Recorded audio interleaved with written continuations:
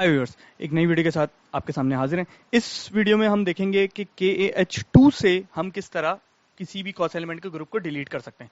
इससे पहले वाली वीडियो के अंदर मैंने एक ग्रुप क्रिएट किया था और फिर उसके बाद उसको एडिट भी किया था। KAH2 मेरा कॉस एलिमेंट ग्रुप के एडिट करने का भी टी कोड है और डिलीट करने का भी टी कोड है।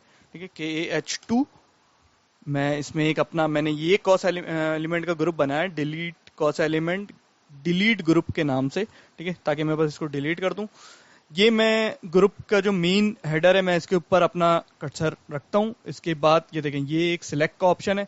जब मैं इसको सिलेक्ट करता हूं तो यहाँ पे मुझे एक नई कुछ न्यू कुछ ऑप्शंस शो करता है। ठीक है, मैं इसको डिलीट पे क्लिक करता हूँ और मैं इसको यस कर देता हूँ। ठीक है, ये मेरा ग्रुप जो है वो cause element has been deleted. ठीक है, अब जब मैं इसको दोबारा करूंगा तो ये कहेगा कि भाई ये ग्रुप डिलीट हो चुका है, आप चाहो तो इसको दोबारा क्रिएट कर सकते हो। मैं नो करके बाहर आ जाता हूँ। उम्मीद है आपको वीडियो पसंद आई होगी। Thanks for watching.